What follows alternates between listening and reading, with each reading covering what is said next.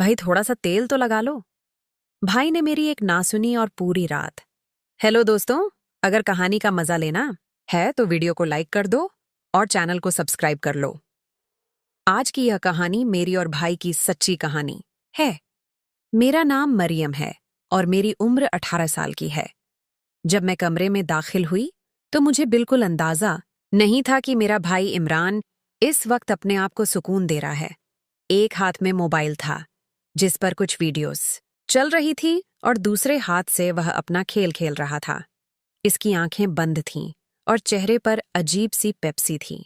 मैंने दरवाजा आहिस्ता से खोला था क्योंकि मैंने सोचा था कि वह शायद सो रहा है, लेकिन यह मंजर देखकर मेरे पांव जमीन पर जम गए।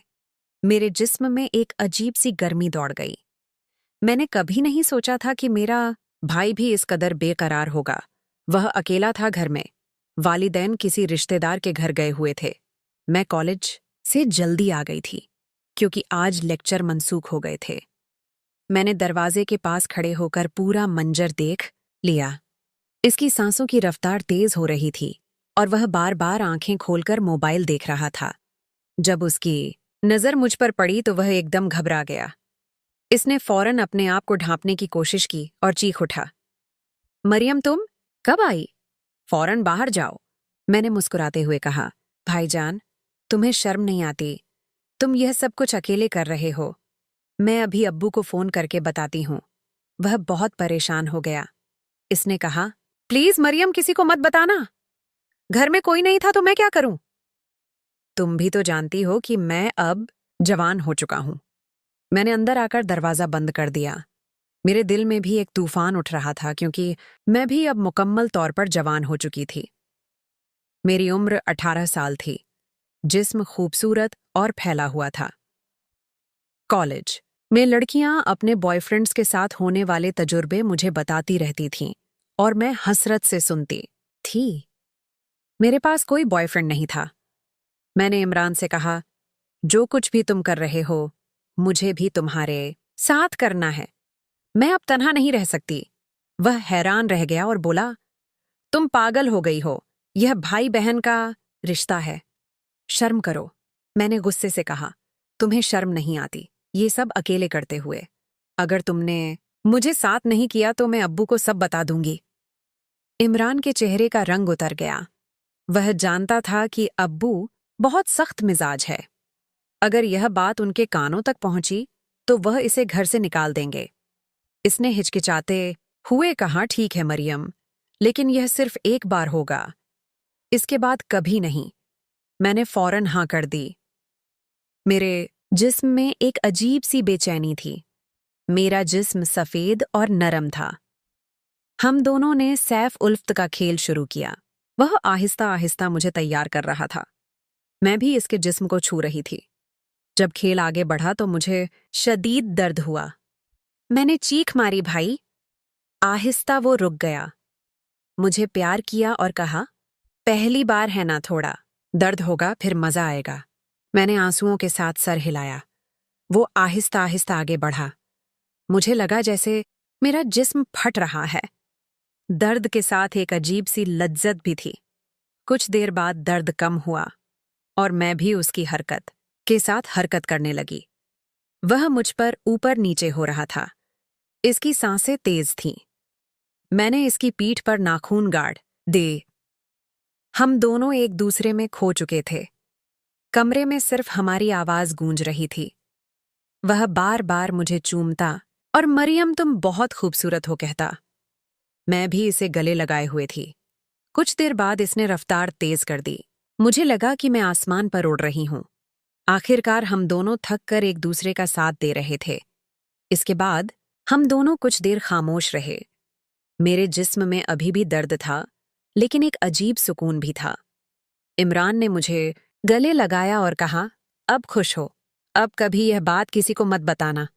मैंने मुस्कुराते हुए कहा, अब तो मुझे ये सुकून पसंद आ गया है। एक बार मैं नहीं मानूंगी। वह हैरान रह गया। मैंने इसे दोबारा शुरू कर दिया। अब मैं खुद इसे कंट्रोल कर रही थी। दर्द अब कम था, सिर्फ लज्जत थी। इमरान ने मुझे पकड़ लिया। मैंने रफ्तार बढ़ा दी। कमरे में हमारी आहें बुलंद हो रही थीं। हम दोनों एक दूसरे को पूरा कर रहे थे। यह दूसरा राउंड ज्यादा लंबा चला। हमने मुख्तलिफ तरीकों से यह खेल खेला। मैंने पहली बार इतना मजा महसूस किया। आखिर में हम दोनों एक साथ सुकून पर पहुंच गए। जब हम थक गए तो शाम हो चुकी थी। वालिदैन वापस आने वाले थे। हम जल्दी से कमरा साफ सुथरा कर लिया। रात को खाना खाने के बाद सब अपने कमरों में चले गए। मैं और इमरान एक ही कमरे में सोते थे। रात गहरी हो चुकी थी जब मैंने इमरान को आहिस्ता से जगाया। वो नींद में बुदबुदाया और इनकार करने लगा कि अब बस करो, थक गया। लेकिन मैंने इसकी गर्दन पर बोसा देकर इसे याद दिलाया कि अगर वह ना माना तो मैं अब्बू को सब कुछ बता दूंगी। इसकी आंखों में खौफ और ख्वाहिश का मलगूबा नजर आया। इसने मुझे अपनी तरफ खींच लिया। इस रात हमने तीसरी बार यह खेल खेला। अब दर्द बिल्कुल खत्म हो चूका था। सिर्फ खालिस लज्जत थी। हमने बहुत आहिस्ता आहिस्ता किया ताकि कोई आवाज ना निकले। हर थ्रस्ट के साथ मुझसे बेख्तियार आएं निकल रही थीं। वह मुझे चूमता काटता और फिर मुझे गहरे बोसे देता। कभी वह मुझे पीछे से करता तो कभी मैं उसके ऊपर होकर खुद रफ्तार कंट्रोल करती। रात के अंधेरे में एक दूसरे का साथ दे रहे थे। वालिदैन के कमरे से भी कभी कभी बिस्तर की आवाजें और हल्की सी आएं आ रही थीं। शायद वह भी अपना खेल खेल रहे थे। यह सोचकर हमारा जोश और बढ़ जाता। हमने तकरीबन 1 घंटा तक मुख्तलिफ तरीकों से एक दूसरे को मुतमई किया। हम दोनों बिल्कुल थक कर चूर हो चुके थे।